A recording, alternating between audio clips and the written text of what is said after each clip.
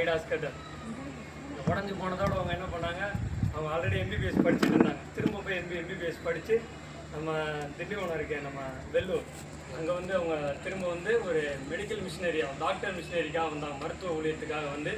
இப்போ வந்து அந்த சிஎம்சி கிறிஸ்டின் மெடிக்கல் காலேஜ்ன்றது வேர்ல்டு வைடில் டாப்பில் இருக்குது.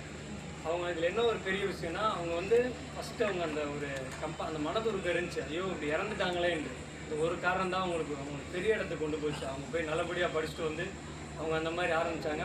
அதில் என்ன ஒரு பெரிய விஷயம்னா, ஆண்டவர் அவங்களை எப்படி உயர்த்தியிருக்காரு நல்லா பாருங்கள். அவங்களுக்கு ஒரு கொரியர் வந்துச்சான்.